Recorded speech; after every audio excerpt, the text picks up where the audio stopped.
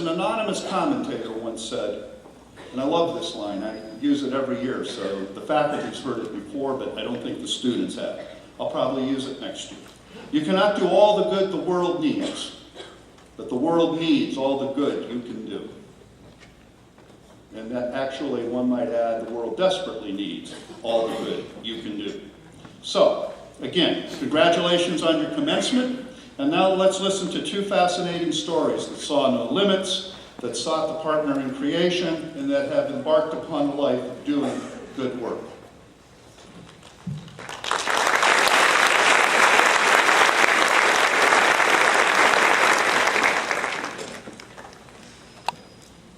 The Sister Mary Leroy Finn Award, which is conferred upon an adult student who has demonstrated academic excellence and leadership qualities both inside and outside the classroom. The recipient, chosen by faculty and administration, must have a minimum grade point average of 3.5.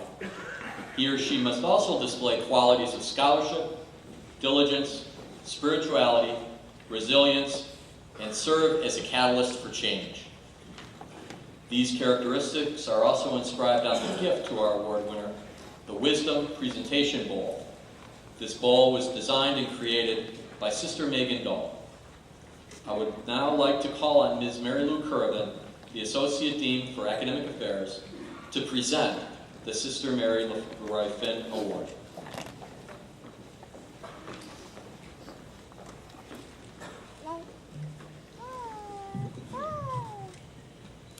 The 2013 Sister Mary Leroy Finn Award recipient is Keith Alexander Cavey.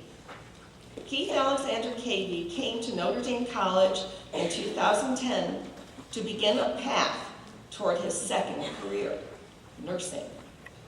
Prior to that, Keith spent 8 years in the U.S. Marines. He was a piano player in one of the Corps' distinguished bands, an honor shared by only 500 of 225,000 enlisted personnel. This experience enriched Keith's knowledge of cultures and peoples and broadened his perspective on life, all of which made him a natural mentor and advisor to younger traditional students who learned much from associating with him on campus. Today, he is graduating cum laude from Notre Dame College with a Bachelor of Science in Nursing degree, well prepared to pursue his dream of helping others. Beth Caskell, chair of the Division of Nursing, said of Keith, "Keith is the type of professional practice nurse that you would entrust your care and that of your loved ones without hesitation. He is caring, intelligent, and excels at finding solutions to challenges, always with a smile on his face. He will, no doubt, do great things in his career and the nursing profession, and is most deserving of this honor. I am pleased to present the 2013 Sister Mary Leroy Finn Award to Keith Alexander Cavey."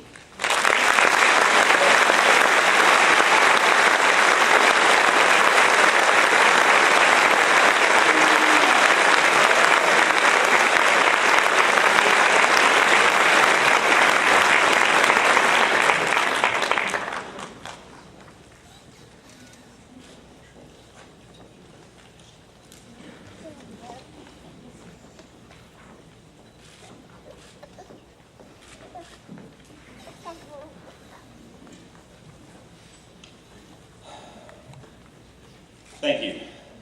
First off, I'd like to thank the family and friends of the Notre Dame College graduating class of 2013. If my own family and friends are any indication, you all played a vital and integral part in our success.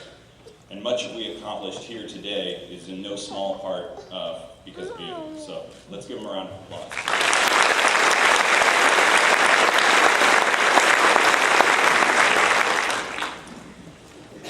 When I received the letter selecting me for the Finn Award, my first thought was, really? And I say that not to be self-deprecating, but to illustrate the high-caliber student body that is here at NDC. For if hard work, dedication, self-sacrifice, and perseverance are any indicator, there's any number of adult graduates that could easily receive this honor in my stead. My second thought upon reading the award letter was, so what's the catch? And about 2 sentences later into that, I found the answer, and I'd have to give a speech at graduation in front of the whole everything. Right. So I began to feel a peculiar mixture of foreboding, dread, and exhilaration growing in the pit of my stomach that no amount of antacids was going to quench. It's not that I'm afraid of public speaking. As a staff sergeant in the United States Marine Corps, I'd become somewhat overly familiar with giving presentations on all manner of safety briefs and dry topics to all manner of really uninterested Marines. But what did unsettle me was the thought of being unable to give the graduating class something worth remembering at this very momentous event. For although failure and I are no strangers to each other, we are often not on speaking terms. And the thought of failing to impart something, even a little bit useful, was not something that really settled well with me. So with these thoughts in mind, I turned to an aging actor who shall remain nameless, but who resides here at Notre Dame College. And he told me, stick with what you know and don't ramble on and on and on and on. So therefore, without further ado, I'm just going to tell you a story about boot camp and conclude my speech. Drill instructor Staff Sergeant Davis was a stocky, bald man with wild and not entirely sane eyes. As the most junior drill instructor in our platoon, he was in charge of physical conditioning and discipline. Getting called up to the quarterdeck meant many endless minutes of grueling physical exercise, which often led to vomiting or weeping. Anyways, we recruits called him the kill hat, since he seemed to take an almost sadistic delight in his duties. As a proud proponent of group cohesion, he did not take kindly to people who exhibited signs of going against the flow. You could say he was like the polar opposite of Professor Ken Palco. So Ken Palco expected his students to think outside the box while pursuing their individual perspectives and philosophical ideas. Needless to say, my relationship with Professor Ken Palco was substantially more pleasant than the one I had with Staff Sergeant Davis. One evening, I was assigned to fire watch, and that's basically guard duty. It involves accounting for all the recruits, the weapons, and the gear in the squad bay. At the end of the hour, the recruit on fire watch approaches the drill instructor's office and recites a lengthy monologue tallying up all the inventory in the squad bay and braces himself for the tirade of curses that follows when the drill instructor catches the recruit in a mistake. Minus the cursing, this routine was a bit similar to giving a presentation in, say, Professor Jackie Lowy's speech class. Although, once again, the NDC experience was much more enjoyable. So this particular evening, Staff Sergeant Davis was in an especially foul mood. He made it clear to me by assigning me an impossible number of tasks to do during my shift.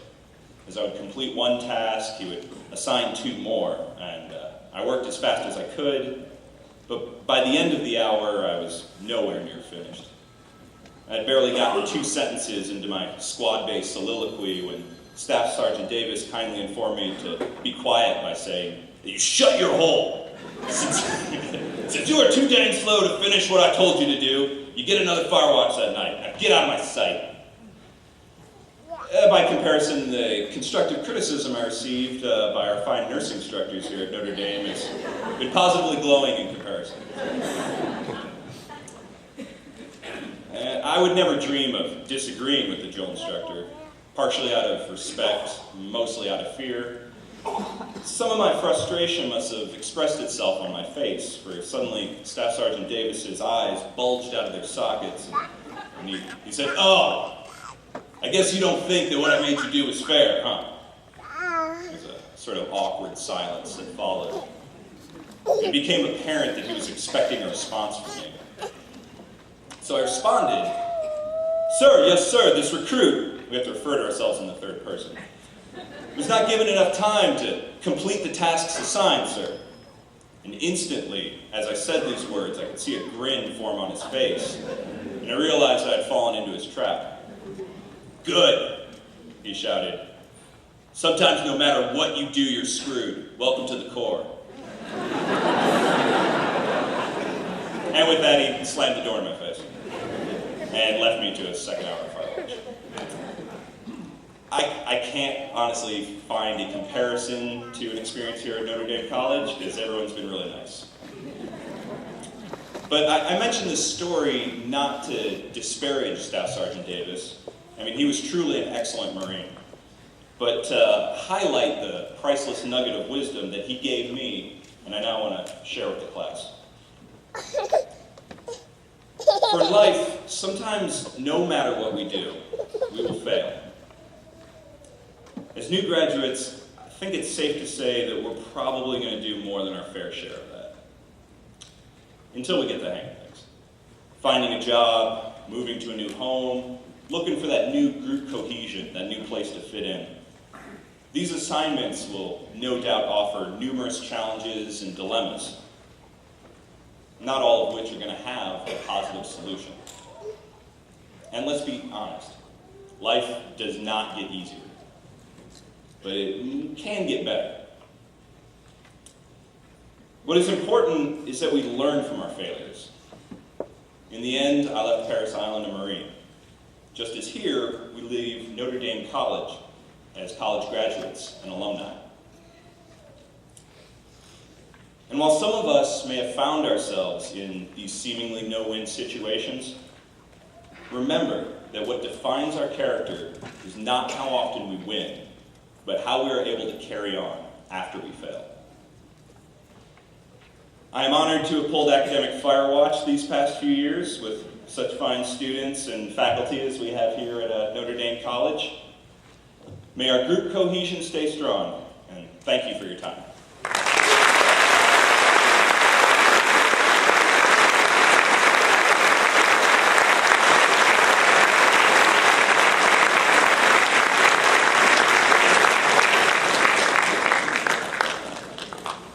Thank you, and congratulations, Keith. It is now my great honor to introduce the 2013 recipient of the Sister Mary Agnes Basho Award, Caroline S. Carrington Pratt. Caroline Carrington Pratt came to Notre Dame College 4 years ago with scholarships in academics, as well as choral and instrumental performance. Today, she is graduating summa cum laude with a Bachelor of Arts in Communication and minors in History and Philosophy. Clearly an underachiever. Caroline was also an alto in the choir, played clarinet in the band, and served as editor-in-chief of Notre Dame News, the student newspaper.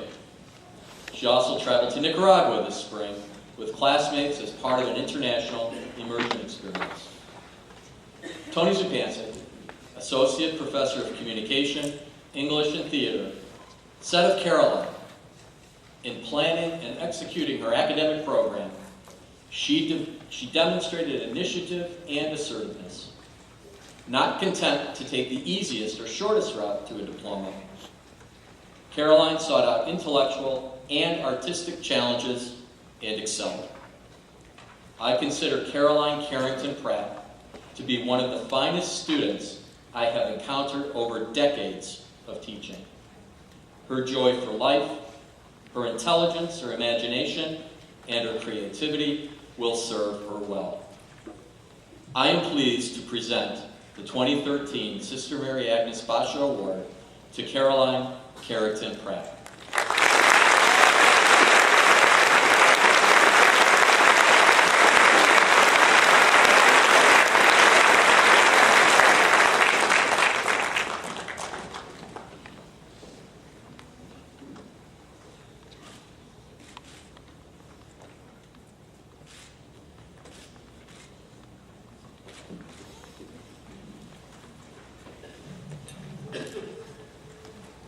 What do you do?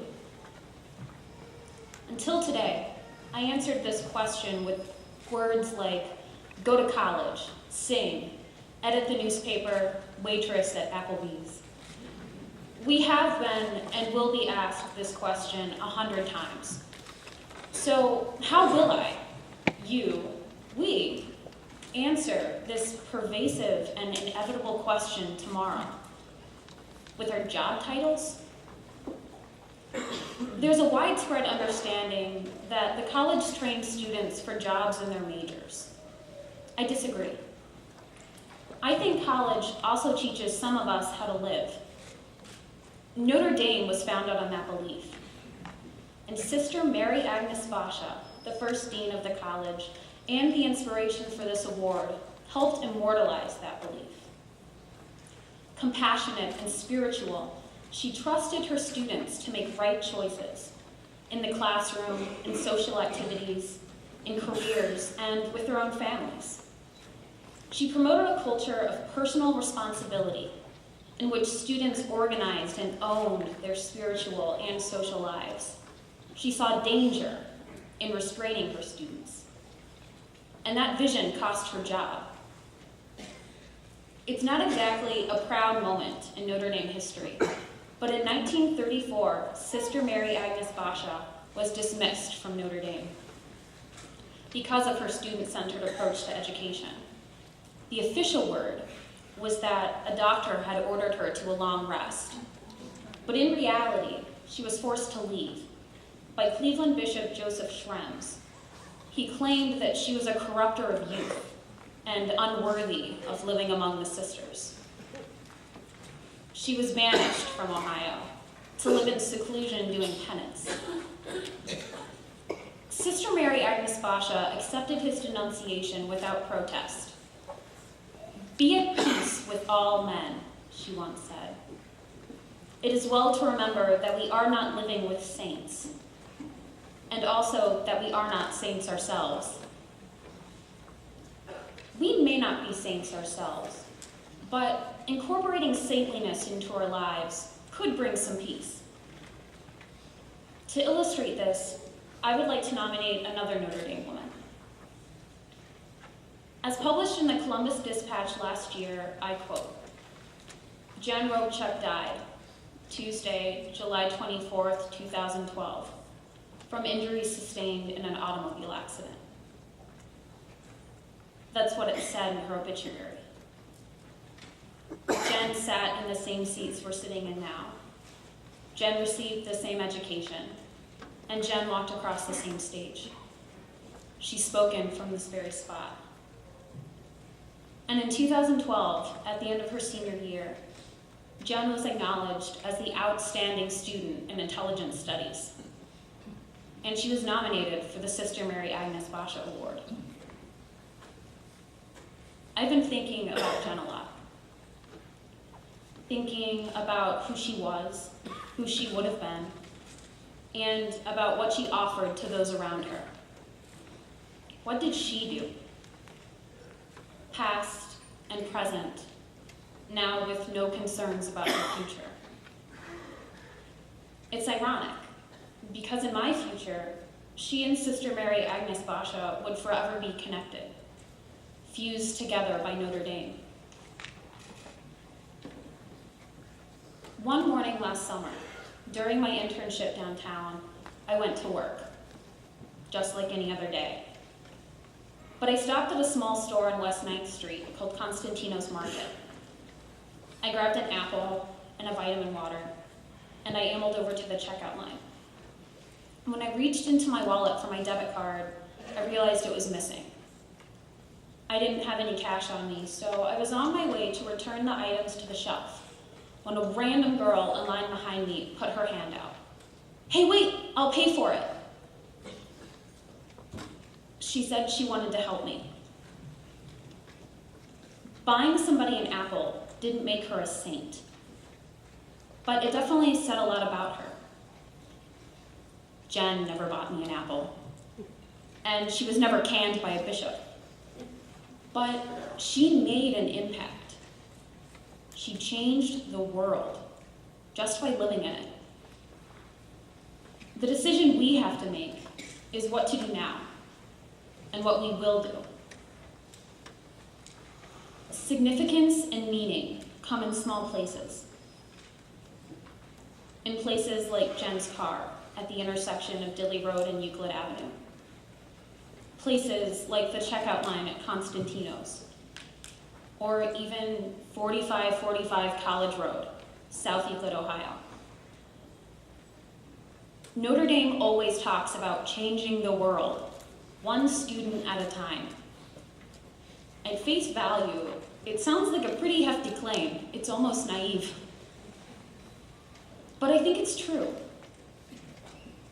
Think about it. At Notre Dame College, 57% of the student body is comprised of people who are the first person in their family to attend college. The first. There are 190 of us graduating today. And if that means that for over 100 of us, college may have never even been an option, that's changing the world. Maybe for some of us, there seemed to be no choice involved at all. College wasn't an option for me, it was more like an expectation. My parents always made it very clear that I was going to earn my bachelor's degree. So my only concern was which college I would choose. And just like every one of us in this room, I chose Notre Dame. But I wasn't the first. My mom chose Notre Dame too. And in September 1992, my mom was raising a 1-year-old baby Caroline. And my wonderful little sister Rosie was on the way. She was meeting in the administration building with one of her professors because she was stressed out from her classes and she felt like the best thing she could do was to stay home, to raise my sister and me. She wanted to be the best mom she could. But her professor told her that the best thing a mother could do for her children was education. No educated woman ever raised an ignorant child, he said. 18 years later, that very same professor became my academic advisor, and my mom told me that story. There are plenty of mothers with us who chose education for their children. Whether you graduated or not, you valued education, and you did not raise an ignorant child. We are not ignorant. We didn't need a big university to learn that. We didn't go to CSU or Ohio State or Kent. We went to Notre Dame. And we are the daughters and sons of Our Lady, of our families. Notre Dame changed us. So thank the professors, the ones who know our names, who want us to live meaningful lives, and who are sitting in this auditorium thrilled with our success, just like our families and friends are, or at least those of you who didn't manage to doze off during my speech. Self-deprecating humor, that was a tip. And thank Sister Mary Agnes Basha, because Notre Dame College not only taught us how to survive in the work world, but inspired us to learn how to live, how to be good people. Our alma mater is changing the world. So when we leave